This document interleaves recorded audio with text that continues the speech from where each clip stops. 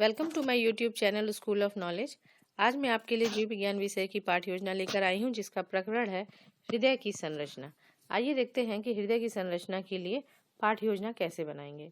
इसके लिए सबसे पहले हम लिखेंगे सबसे ऊपर में पाठ्य योजना संख्या, फिर लिखेंगे छात्राध्यापक या छात्राध्यापिका का नाम। उसके बाद देंगे विद्यालय का नाम। विद्यालय का नाम वो होगा जहाँ से आप शिक्षण कार्य कर रहे हैं। उसके बाद हम एक कॉलम बनाएंगे जिसके अंतर्गत हम निम्न बिंदुओं को लिखते हैं। कौन कौन से बिंदु है वो, जिसमें हम लिखेंगे। पहला बिंदु है दिनांक, दूसरा है कक्षा, फिर है विषय, फिर उप विषय, चक्र और अवधि। ठीक है। उसके बाद हम लिखते हैं प्रकरण। प्रकरण है हमारा हृदय की संरचना। उसके बाद नंबर आता है उद्देश्य का। तो पहला उद्देश्य होता है सामान्य उद्देश्य। सामान्य उद्देश्य विज्ञान विषय के लिए एक ही होता है, जिसे मैं डिस्क्रिप्शन बॉक्स में लिख दूंगी। उसके बाद है दूसरा होता है विशिष्ट उद्देश्य। विशिष्ट उद्देश्य जो होता है वो प्रकरण से संबंधित होता है। तो विशिष्ट उद्देश्य को मैंने 3 तरह से परिभाषित किया है। तो पहला विशिष्ट उद्देश्य है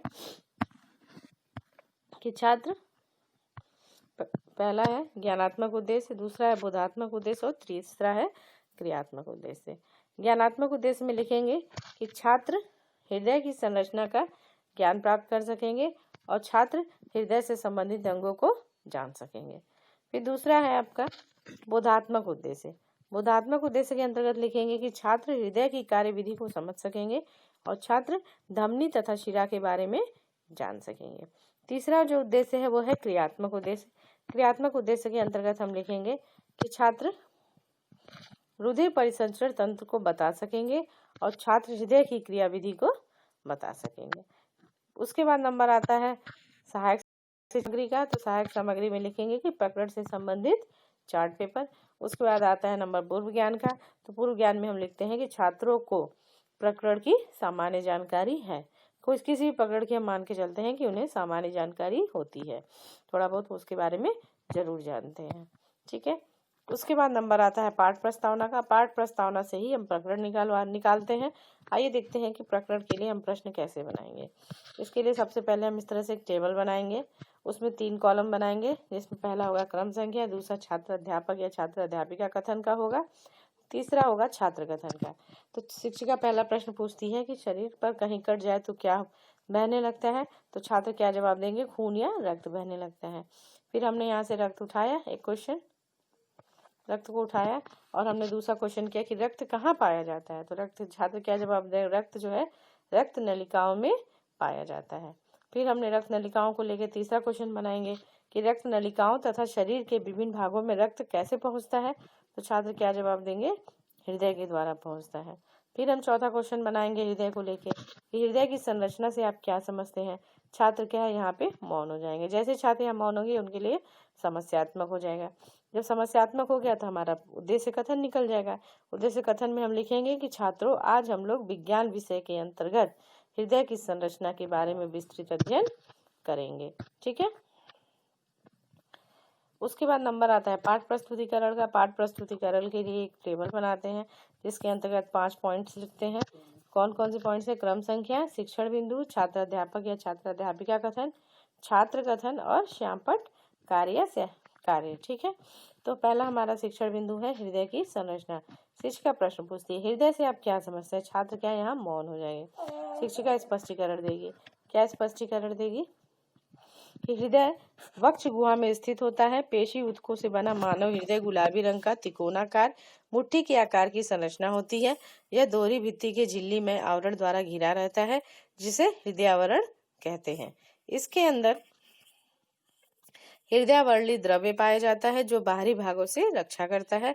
हृदय में 4 कक्ष पाए जाते हैं। 2 कक्ष ऊपरी भाग में, जिसे आलिंद, तथा 2 कक्ष निचले भाग में, जिसे निलय कहते हैं।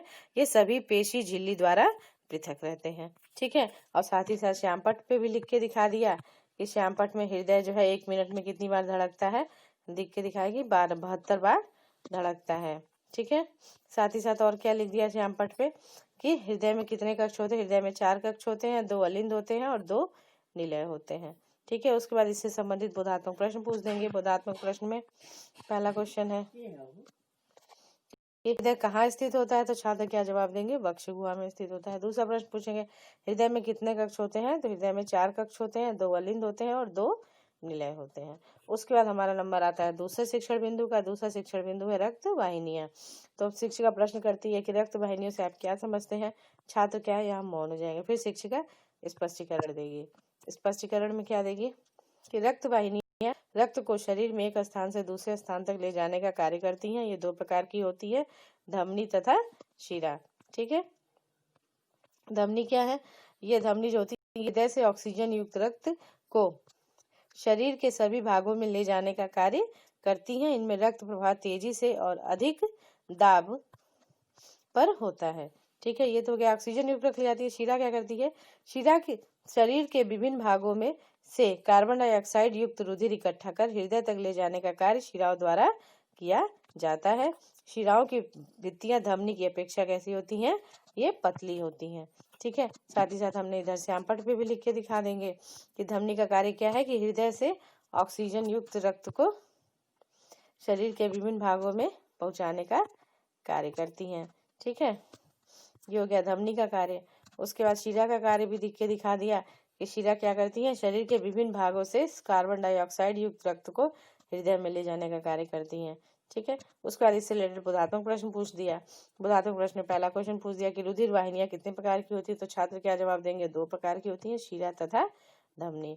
फिर दूसरा प्रश्न, ऑक्सीजन युक्त रक्त शरीर के विभिन्न भागों तक ले जाने का कार्य कौन सी वाहिनी करती है। छात्र क्या जवाब देंगे, ऑक्सीजन युक्त कौन ले जाता है, धमनी ले जाती है। ठीक है, उसके बाद तीसरा शिक्षण बिंदु है हृदय की क्रियाविधि। हृदय की क्रियाविधि के लिए शिक्षिका प्रश्न करती है कि हृदय की क्रियाविधि को समझाइए। तो छात्र क्या है, यहाँ मौन हो जाएंगे। जब छात्र मौन हो जाएंगे तो शिक्षिका क्या करेगी, स्पष्टीकरण देगी। स्पष्टीकरण में कैसे लिख देगी कि हृदय के दाएं भाग यानी कि ब्रैकेट में दायां अलिंद तथा दायां निलय में कार्बन डाइऑक्साइड युक्त रक्त तथा बाएं भाग में ऑक्सीजन युक्त रक्त बहता है। दोनों अलिंद तथा दोनों निलय लयबद्ध तरीके से सिकुड़ते तथा फैलते रहते हैं, जिन्हें क्रमशः संकुचन एवं शीतलन कहते हैं, जिसके कारण धक धक की आवाज सुनाई देती है, जिसे हृदय स्पंदन या धड़कन कहते हैं। संकुचन की अवस्था में रक्त हृदय से पंप होता है, जबकि शीतलन की अवस्था में रक्त हृदय में भरता है। शरीर के विभिन्न भागों से कार्बन डाइऑक्साइड युक्त रक्त ब्रैकेट में अशुद्ध रक्त शिराओं द्वारा हृदय के दाएं अलिंद में लाया जाता है। दाएं अलिंद से दाएं निलय में पहुंचता है, जहां से फुसफुस धमनी द्वारा फेफड़ों में भेजा जाता है। फेफड़ों से कार्बन डाइऑक्साइड तथा CO2 ऑक्सीजन का आदान प्रदान होता है, जिसे ऑक्सीजन युक्त रुधिर फुसफुस शिरा द्वारा धर हृदय के बाएं अलिंद में लाया जाता है। बाएं अलिंद से यह बाएं निलय में पहुंचता है। बाएं निलय से ऑक्सीजन युक्त रक्त धमनियों द्वारा शरीर के विभिन्न भागों तक पहुंचता है। ठीक है, तो हम कैसे दिखा दिया है, डायग्राम बना के दिखा दिया कैसे कि शरीर के सभी अंग है। यहाँ से CO2 युक्त रक्त होगा जो कि दाएं अलिंद में जाएगा, फिर बाएं निलय में जाएगा, फिर यहाँ से जो CO2 युक्त रक्त है वो फेफड़े में पहुंचता है।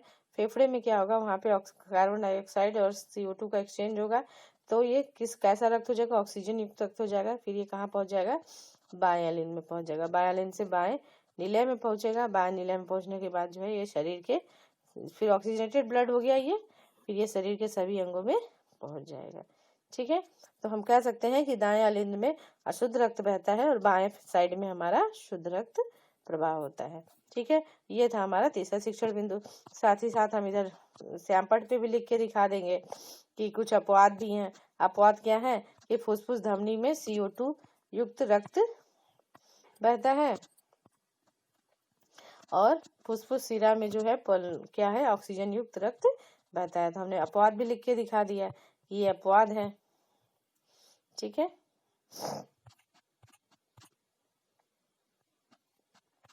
उसके बाद नंबर आता है बोधात्मक प्रश्न का। बोधात्मक प्रश्न में हम छात्र शिक्षिका प्रश्न करती है कि CO2 युक्त रक्त किस धमनी में बहता है।